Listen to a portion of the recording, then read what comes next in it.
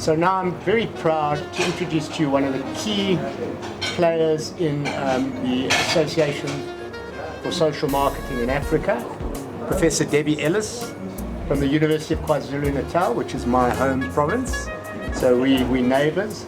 Debbie has been super instrumental in the creation of the Africa Social Marketing Association and its first major project, which is where we are now, the Africa Social Marketing Association Conference. The first of its kind on African soil, an amazing turnout, some incredible content, and just well done, is all I can say. Thank you, Colin. I know it's a team effort, but I think absolutely. you led it. It's been a huge team effort. A long time in coming. We've been planning the association for started in 2017, in fact. 2017. Oh, 2017. As an idea, as a seed for the association. And then over time we've kind of built together an organising committee from around the continent. And one of the things obviously that we wanted to have a conference, but we thought that we would be registered first and a formal association before we got to that point. Right. But things kind of cascaded and snowballed, and the conference came before the registration. So we are even more excited about the turnout that we've had at the conference because we weren't formally registered at the time that we were announcing the conference, and we've still had a turnout like this. So I think once we are a formal association with formal registration and membership, we can expect even better and bigger. No, I'm sure. So one of the talking points that seems to be recurrent here is that it's ironic that so many projects, so many social marketing projects have been done on the continent. Exactly. And yet the conferences haven't.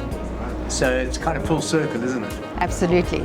And I think it's absolutely necessary that we do this because we need to be documenting, for one. In other words, the research needs to be taking place and people need to be writing up their research that they're doing or their practice that they're doing.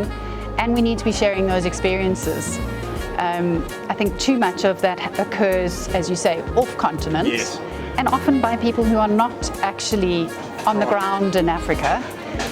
And so I do think it's absolutely critical that this conference takes place and they continue to take place on the continent. Correct. So I'm from an experiential behavior change point of view. So to me, the reality is, when you're in the moment and you're coming from a ground-up perspective, human-centered is one of the words that we use. It makes so much more relevance because you're here. Yes. The conference is one part of it though, isn't it? The association has other plans. Maybe talk us through some of that.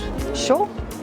So the plans or the vision for the association is really to bring together, and that's why Future is Fusion is really a good theme for this conference, is really to bring together a variety of different groups. So first of all, academics and practitioners. Coming from the academic world, many of the sort of conferences and associations you get involved with tend to be just academic, and I've spoken to many of the practitioners and they've said similar sorts of things. So this fusion of the academic and the practitioner in our association and obviously our conferences is a really important part of what we want to achieve. We also want to fuse together the variety of work that's being done in Africa in social marketing. So obviously the sort of public sector work is probably the most well known. And a lot of the foundational social marketing kind of came out of that sector. But there's so much more social marketing happening, and I think just looking at the program here, we can see from anti-corruption to social issues like gender-based violence to environmental issues, sustainability. Social marketing has application across all of these different fields. And again, I think the research tends to be quite silo-like, and they're not sharing because you kind of think, well, what have I got to do with public health? But actually, they're applying similar principles. So again, another fusion that we want to achieve through the association is to pull those together. Then it's the African continent, many cultures, many languages, so again, pulling all of them together. documenting, as we've said, building up a repository of case studies that are done in Africa, for Africa. Again, there are case studies done and there is evaluation done, but often by aid agencies outside of Africa, and that information is trade off the continent and we don't get to share it, and it's not sort of in a repository that's available to others. So I think that's a key kind of mission for us. We obviously also want to run seminars and webinars that we make available. We started with our first webinar last year, and we've got a team that are working on a great program of webinars going forward, but also wanting to do regional seminars and get people together. Yeah, so to grow sort of regional, whether we call them chapters at some stage or hubs or whatever, to have these regional sort of sub-associations as well. It's a wonderful vision, it really is, and I'm proud to be associated with. I wish I could speak all day, but we're running into the next session.